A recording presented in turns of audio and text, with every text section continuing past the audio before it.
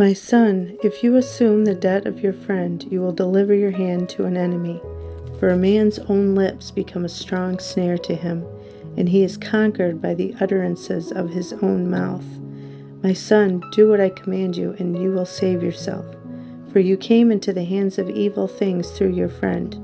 Do not be faint, but provoke even your friend, for whom you assumed a debt. Do not give sleep to your eyes, nor slumber to your eyelids, that you may be saved, as a gazelle from the snares, and as a bird from a trap.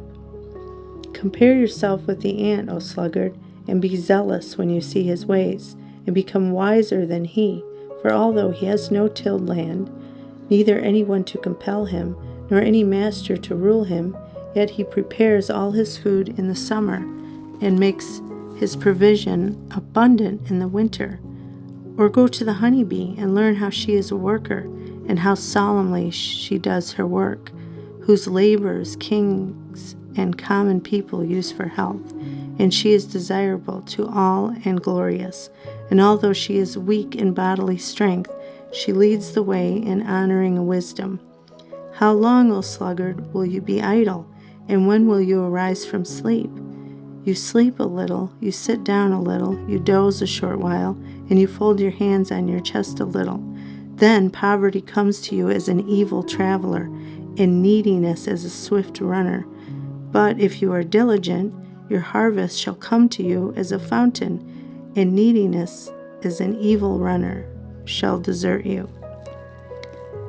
A man who is without discernment and is lawless does not walk in good ways, but he winks with an eye, he makes it sign with his foot, and teaches with the wave of his hand. And with a perverse heart he constantly schemes evil things. Such a man causes trouble in a city, therefore his destruction comes suddenly. A deep and incurable wound, for he rejoices in everything the Lord hates, and he shall be broken because of his soul's uncleanness. A haughty eye, an unrighteous tongue, hands that shed righteous blood, a heart that devises evil thoughts, and feet that hasten to do evil. As a false witness he kindles injustice and causes quarrels between brethren. My son, guard the laws of your father, and do not depart from the rules of your mother, but fasten them to your soul continually, and wear them as a collar upon your neck. When you walk about, bring along this commandment, and let it be with you. And as you sleep, let it guard you, that when you arise it may speak to you. For a commandment of law is a lamp and a light, and the way of life is reproof and instruction, that you may keep yourself from a married woman, and from the slanderous tongue of a strange woman. Do not let the desire of beauty conquer you, neither be caught by her eyes, nor captivated by her eyelids. For the value of a prostitute is only one loaf, and such a woman hunts for the precious souls of men. Shall anyone bind fire to his bosom, and his garments not burn? Or will anyone walk on coals of fire, and not burn his feet? Likewise is the one who goes in to a married woman. He shall not be guiltless, nor any who touch her.